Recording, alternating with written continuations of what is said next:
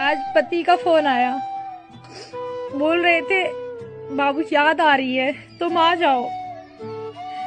सच में मेरा भी मन मोह आया, पता नहीं किसका पति था। हे खूब চেনা চেনা মুখখানি তোমার। ওরে চেনা তো লাগবেই, আমি তোর বউ, আজকে শুধু মেকআপটা করিনি।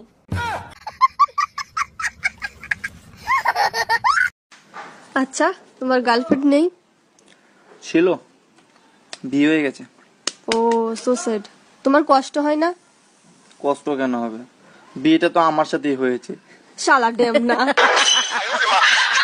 আরে ভাই এটা প্রতিদিনের কাহিনী, টেনশন করার কিছু নাই, সব ঠিক হয়ে যাবে, রাখলাম। এই কার সাথে কথা বলতেছো? তোমার দুলাভাই, আমার ভাইরা। ও আচ্ছা, তা কি বললো দুলা ভাই? তোমার বোনের সাথে তোমার দুলাভাইয়ের ঝগড়া লাগছে, এখন খাইতেও দেয় না, বাইরে ঘুমাইতে দেয়। এর জন্য তোমার এত খুশি লাগতেছে কেন? আরে আমি ভাবছিলাম এই কোম্পানির প্রোডাক্ট শুধু আমিই খারাপ পাইছি, এখন থেকে এই কোম্পানির সব প্রোডাক্টই খারাপ।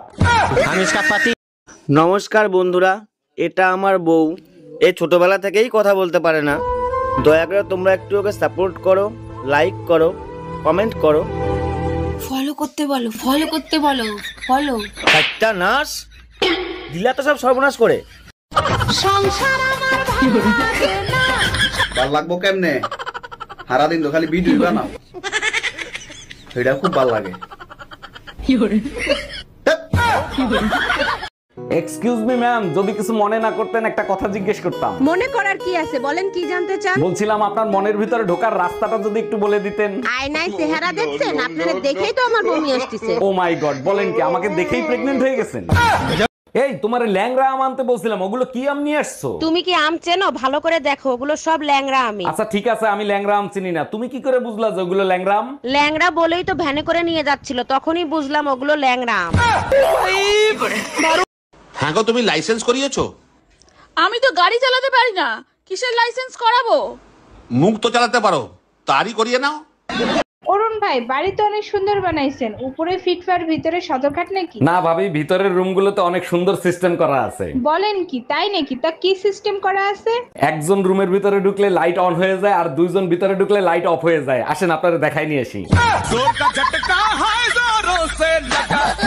এই আমি বাইরে যাচ্ছি, তোমার সুই সুতা কিছু লাগবে নাকি? দর্জির কাজ করতে আর ভাল লাগে না। এই শোনো, পাশের বাড়ির নতুন ভাবির নাম্বারটা একটু নিয়ে আসো তো। আরে ওনার নাম্বার তো আমার মুখস্থ, লেখো কোমর 32 সিনা 36। আমি ভাবির মোবাইল নাম্বার আনতে বলছি।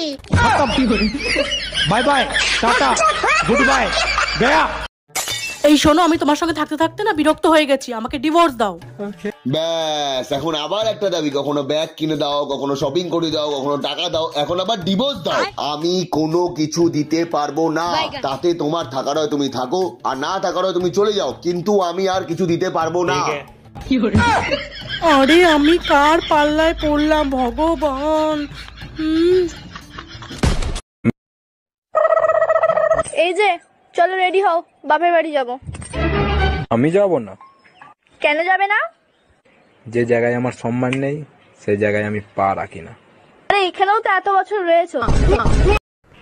হ্যালো, কি বলবেন তাড়াতাড়ি বলেন। ভাবি একটু ভিডিও কল দেন না দেখি। দেখেন, ভিডিও কল দেওয়া যাবে না, চেহারা অনেক বিশ্রী। আরে ভাবি, আমি তো আপনার মনটাকে ভালোবাসছি, আপনার চেহারাকে নয়। আমার চেহারার কথা বলি নাই, আপনার চেহারা বিশ্রী।